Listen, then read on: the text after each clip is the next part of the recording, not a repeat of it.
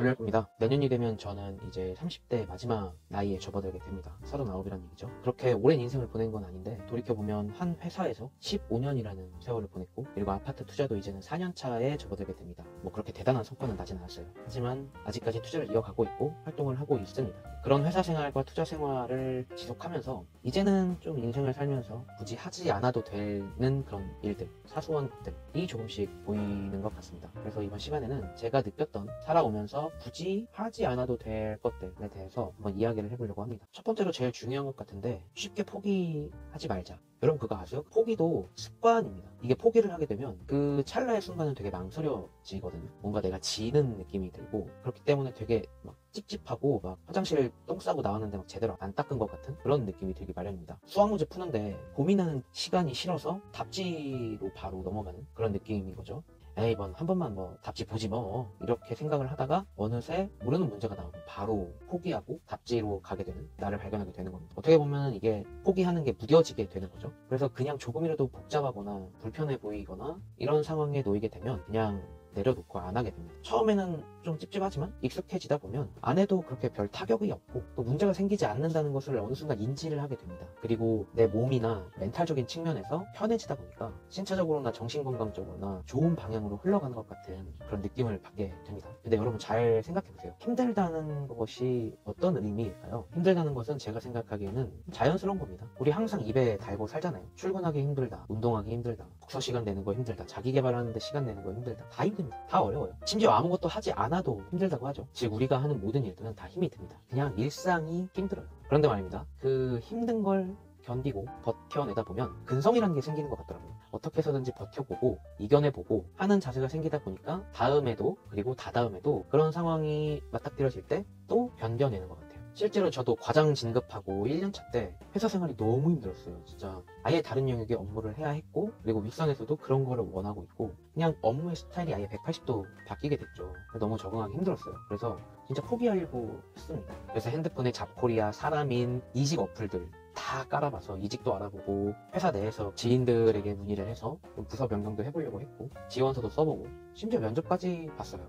근데 생각을 해보니까 정작 내가 어려움을 부딪혀보겠다 이런 생각은 안 하고 있었더라고요. 편한 것만 찾는 모습만 보였던 것 같습니다. 그래서 이래선 안 되겠다 라는 생각이 불현듯 들었어요. 부딪혀서 이겨봐야겠다 라는 생각이 좀 앞섰습니다. 그 뒤로 회사는 계속 도전이었습니다. 저는 부딪혔고요. 그래서 3년이 지난 이번 연도에 회사에서 좋은 인사고과 평가를 받을 수 있었어요.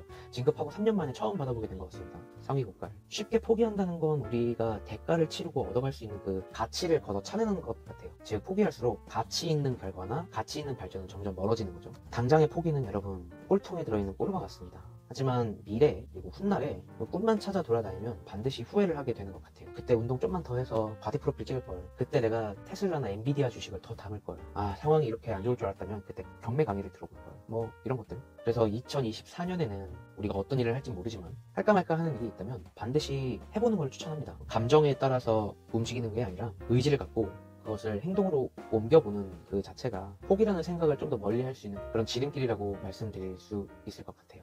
두 번째는 비교하지 마라. 인스타나 블로그, 유튜브 이런 SNS 이용이 매우 활발해지면서 타인의 삶에 쉽게 다가가게 되었어요. 그러면서 자연스럽게 그들의 삶과 나의 삶을 비교하게 되죠. 그러면서 열등감에 빠지고 나아가서 자존감이 낮아지면서 내가 뭔가를 목표로 삼았던 것들을 쉽게 포기하게 되는, 그런 포기로 직결되는 그런 상황, 그런 경험들을 누구나 한 번쯤 해보셨을 것 같습니다. 물론 비교를 통한 열등감이 나의 성장의 원동력이 될 수가 있어요. 하지만 대부분의 사람들은 그렇지 못한 것 같아요. 저도 그랬고, 열등감을 넘어서 그 열패감을 느껴버리는 확률이 더 많아지고, 결과적으로 나는 왜 저거밖에 안 될까, 나는 왜 이거밖에 안 될까 라고 스스로 자책을 하는 그런 상황이 벌어지게 되는 것 같아요. 나를 믿지 못하고 나를 그냥 놓아버리는 상황이 발생하는 거죠. 근데 솔직히 저도 그랬어요. 같이 청춘을 보낸 형들, 친구들 보면은 집도 되게 잘 살아, 옷도 명품 브랜드만 입어, 차는 뭐 다 기본이다, 벤츠, BMW. 어느 순간 같이 재밌게 놀다가 뭔지 모르게 현타가 오고 막 누가 망치로 머리를 세게 때린 것 같고, 그렇게 하다 보니까 더 우울하고, 나는 도대체 뭐 하고 있는 거지? 다들 용산 살아, 동부이천동 살아, 반포 살아, 그런데 나 혼자 평택으로 택시 타고 내려가. 뭐 하는 거지 이게? 그러면서 우리 부모님은 왜 저럴까?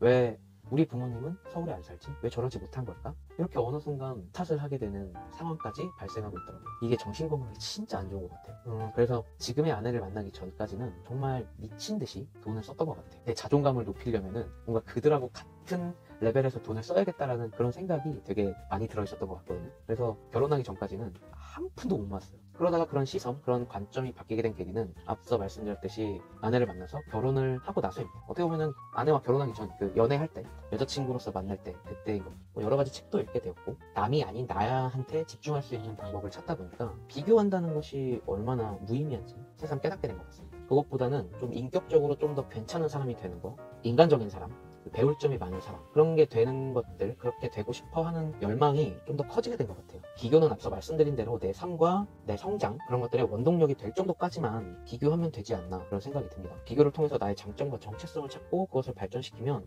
정말 이상적인 비교, 너무나 올바른 비교가 되겠죠. 유튜브를 보다 보니까 김창욱 선생님께서 한 강연에서 얘기하시기를 우리는 모두 나무다 라고 하셨어요. 누군가는 꽃을 피고 열매를 맺었을 것이고 누구는 아직 꽃조차 피지 않는 상태일 것이지만 그럼에도 불구하고 나무다. 언제든지 꽃이 필 수 있고 언제든지 열매를 맺을 수 있는 하나의 나무다. 인생의 성공 그리고 인생의 행복이 찾아오는 시간은 사람마다 다를 겁니다. 늦었다고 자책하지 않으셨으면 좋겠어요.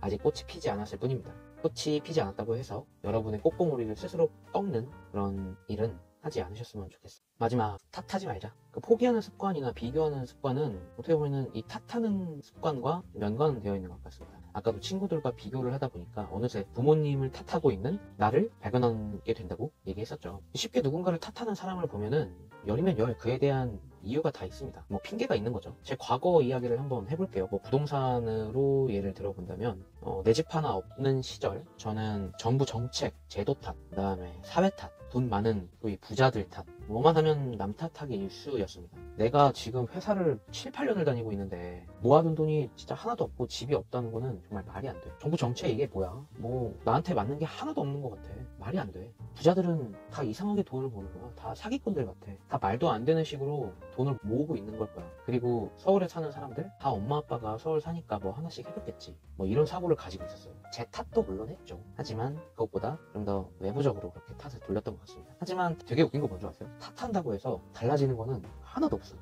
여전히 저는 무주택자였고 여전히 저는 자본주의 시장을 모르는 정말 문맹에 가까운 사람이었고 부자들은 더 부자가 되어 있었어요. 그리고 저는 여전히 돈을 모으지 못하고 있었고요. 그러니까 내가 바뀌지 않으니까 나는 그대로인데 나 아닌 다른 것들은 정말 빠르게 많이 변하고 있었어요.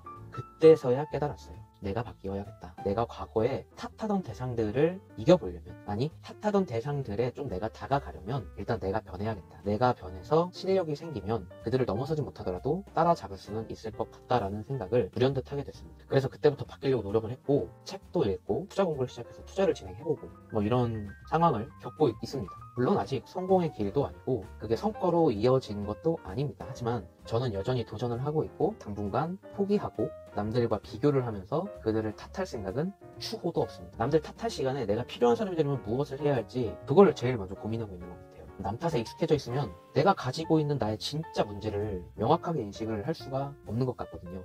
그래서 내가 문제를 좀 더 명확하게 알고 내가 스스로 나를 잘 알아야 바뀌게 되는 거고 그러다 보면 곧 나의 세상이 바뀌게 되지 않을까라는 생각을 가져보게 되었습니다. 지금이 어떻게 보면은 저의 인생의 터닝 포인트의 최 밑바닥이라고 말씀을 드려보고 싶네요. 정리를 해보겠습니다. 내년이 되면 반드시 이 세 가지는 우리 같이 그만을 해보시죠. 쉽게 포기하지 말고 남과 비교하지 말고 누구도 탓하지 말자. 영상을 보면서 분명히 거북하시고 불편하신 분들도 계실 겁니다. 네가 뭔데? 너 이런 게 뭔데? 너 하고 있는 게 뭔데? 잘나 보이지도 않으면서 뭘 이래라 저래라 가타부타야. 맞아요. 아직 쥐뿔도 없고 아직 뭐 이런 것도 없고 지금 이 채널을 이 시간대까지 보고 계시는 여러분들과 동일한 위치입니다. 더 하수일 수 있어요. 하지만 지금 내가 생각하고 있고 해나가는 일이 가치 있다고 생각이 되고 그리고 지속해 나가야 한다고 믿고 있고 그런 내용을 공유하고 싶어서 행동으로 결과물을 만들어 내야겠다는 생각에 지금 이렇게 영상으로 옮기고 있는 겁니다. 30대 후반이 되어서 새삼 느낀 건 인생은 그렇게 무작정 다이나믹하고 재미있고 즐겁고 이럴 순 없는 것 같아요. 지루하고 지겹고 재미도 없습니다. 매 순간 그만하고 싶고 포기하고 싶고 다 내려놓고 싶고 그런 것 같아요. 근데 또 생각해보면 무언가를 해나갈 때 두 가지 선택지에 놓이는 것 같아요. 그래서 그만할 것인가? 그래도 계속 할 것인가? 이 그럼에도 불구하고 라는 말이 저는 2020년부터 이 말을 제일 많이 들었는데, 생각해보면 행동으로 빠르게 옮기고 부를 어느 정도 축적을 한 사람들, 나보다 좀 더 발전된 삶을 사는 사람들의 입에서 이 말이 진짜 많이 나온 것 같아요. 그럼에도 불구하고. 성공한 사람들이 이 말을 많이 쓰는 이유는 분명히 있을 거라고 저는 생각을 합니다. 물론 우리 모두가 성공해야 되고 성장해야 할 필요는 전혀 없습니다. 각자의 길이 있는 거고, 각자 나아갈 일이 있는 거고, 그리고 각자의 라이프 스타일과 각자의 방식이 있는 거겠죠. 무조건 성공과 나눔과 모두의 꿈이 아니어도 상관없을 것 같습니다. 그리고 꿈이 아니어도 됩니다. 스스로에게 강박을 줄 필요는 없을 것 같아요. 우리 하루하루가 더 행복해져야 되지 않습니까? 그렇죠? 하지만 다시 말씀드리면, 포기해야 할 상황에서 그럼에도 불구하고 이것을 해나가야 하는 이유가 가치가 있는 일이라고 생각이 되고, 또 의미가 있는 것이라고 판단이 되고, 또 이것을 어느 정도 이루게 되면 나의 삶이 좀 더 행복해질 것 같다, 이런 생각이 든다면, 그리고 이래서 하고 싶다면, 그래서 결정을 하셨다면, 저는 그것이 무엇이든지 계속 해 나가시길 바라겠습니다. 제가 지금 영상을 찍고 있는 것처럼요. 영상이 도움이 되셨다면 구독과 좋아요 부탁드리겠습니다. 새해 복 많이 받으시고요. 2024년에도 졸라 열심히 꾸준히 행동하는 졸려할거가 되도록 하겠습니다. 감사합니다.